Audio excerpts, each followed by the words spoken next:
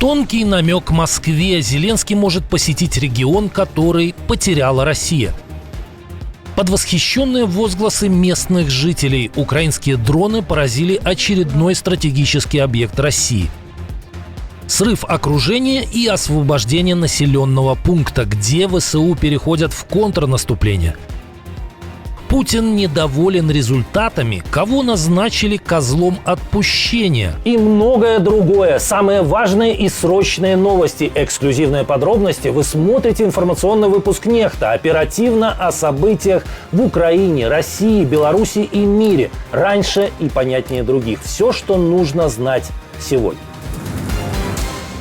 Сенсация! Зеленский может появиться на Аляске, где планируется встреча Дональда Трампа и Владимира Путина. Во всяком случае, такую возможность в Белом доме не исключают, сообщает NBC News. Это обсуждается, заявил телеканалу неназванный источник. По словам людей, знакомых с обсуждениями, визит еще не утвержден.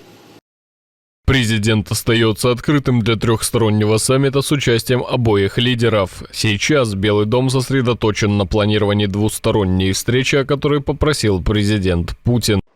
Еще один из собеседников телеканала заявил, если Зеленский появится на Аляске, неясно, дойдет ли до встречи с Путиным. Но, как отметил этот высокопоставленный чиновник из Белого дома, это абсолютно возможно. Цитируем: «Все очень надеются, что это произойдет». Тем временем корреспондент влиятельного издания Axios Барак Равид в соцсети X сообщил об интенсивных консультациях представителей Вашингтона с европейскими и украинскими коллегами в Великобритании. Американский чиновник сообщил мне, сегодняшние многочасовые встречи принесли значительный прогресс на пути к достижению цели президента Трампа – положить конец войне в Украине в преддверии предстоящей встречи Трампа и президента Путина на Аляске. Журналист не раскрыл деталей, но речь, похоже, идет о встречах американского вице-президента Джей Ди Венса, который находится в Великобритании. Как сообщает уже The Wall Street Journal, европейские страны совместно с Украиной подготовили и представили альтернативный план мирного урегулирования в ответ на предложение Путина о прекращении огня.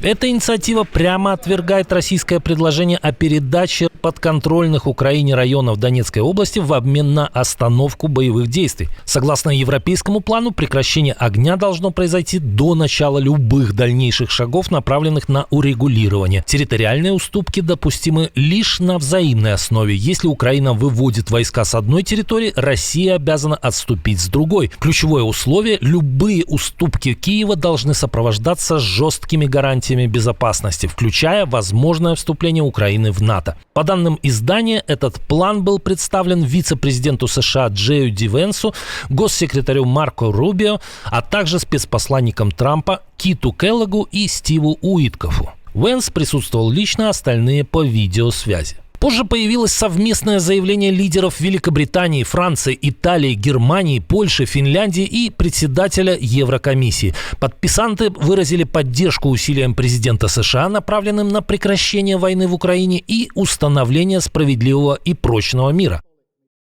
Мы готовы поддерживать эту работу как дипломатически, так и через сохранение нашей существенной военной и финансовой помощи Украине, в частности, через работу коалиции желающих, а также через сохранение и введение ограничительных мер против Российской Федерации.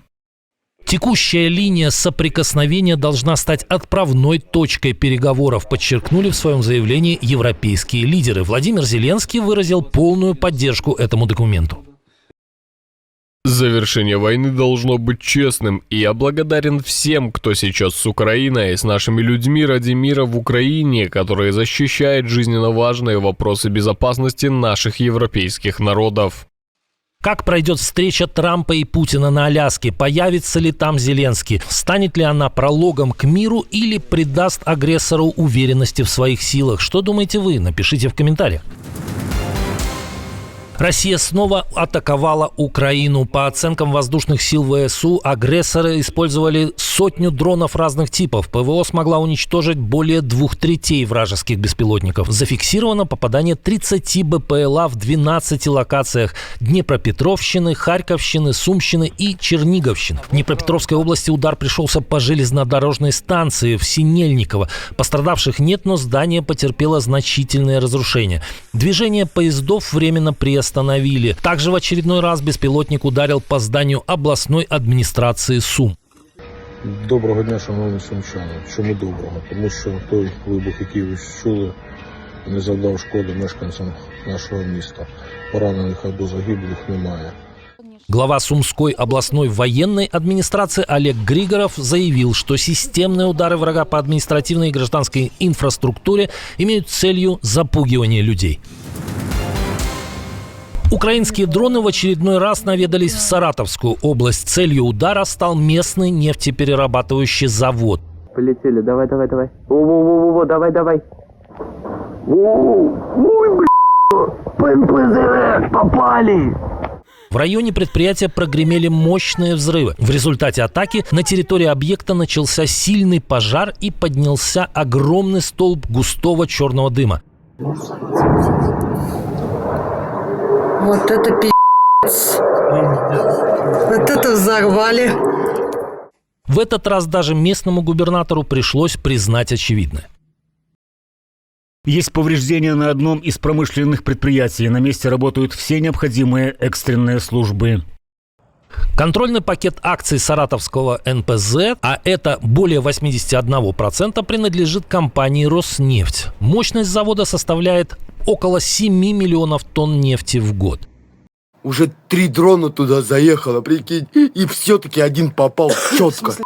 Пизда заводу.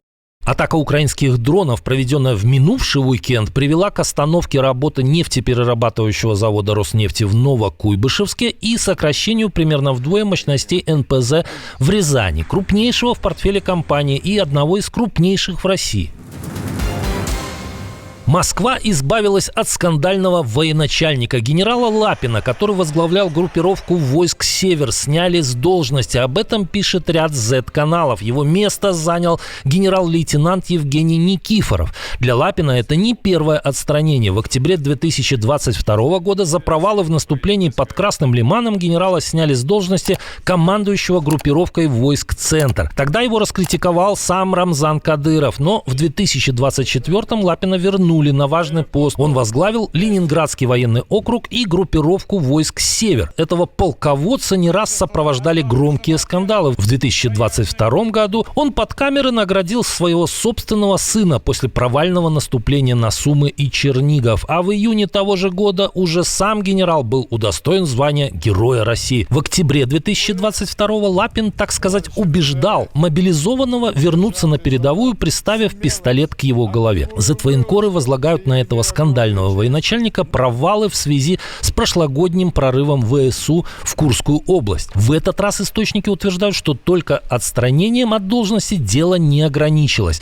Лапина якобы уволили из армии вообще. Но якобы это произошло по собственному желанию и в связи с плохим состоянием здоровья. А может, успехи оккупантов не впечатляют Путина, и под Герасимовым тоже шатается кресло? Вот в Генштабе и решили найти козла отпущения. Что думаете? Пишите в комментариях.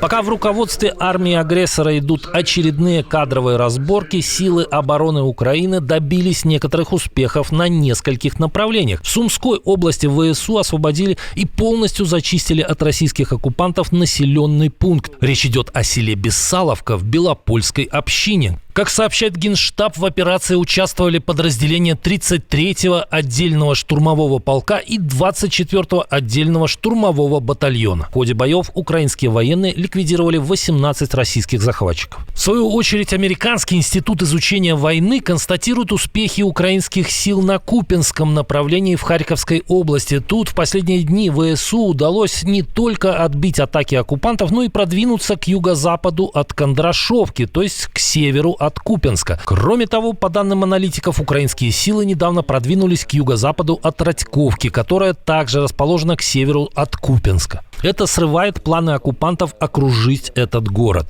В Луганской области подразделения вооруженных сил Украины нарастили удары по Сватову. Об этом уже заявляет ТАСС. Как считает военный Z-эксперт Андрей Марочка, ВСУ готовят тут плацдарм для дальнейшего наступления на этом участке фронта. В свою очередь, аналитики проекта Deep State сообщают о провале российской операции в районе Покровска Донецкой области.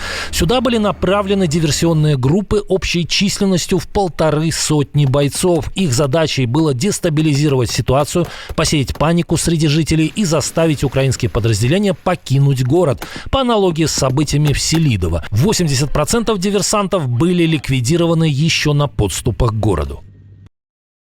Около 120 человек из 150 погибло от сбросов. Возможно, кому-то удалось выжить после ранения. Продолжается поиск остатков групп. На этой неделе еще часть диверсантов сдалась в плен. В Deep State отметили, что оккупанты не достигли поставленной цели, хотя и создали немало трудностей для сил обороны Украины. Очередной протест против войны в Газе, но в этот раз в самом Израиле. Демонстранты прошли улицами Тель-Авива, чтобы выразить несогласие с планами премьера Биньямина Нетаньяху, расширить боевые действия и взять в ходе этой операции под контроль столицу сектора.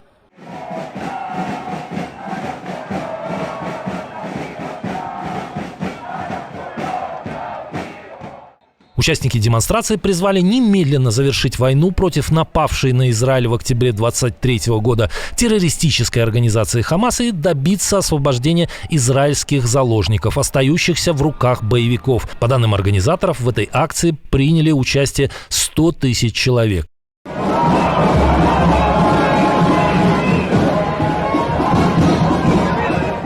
Участники также призывали вмешаться президента США Дональда Трампа. По данным правительства Израиля, в живых на сегодняшний день находятся около 20 из 50 человек, освобождения которых еще не удалось добиться.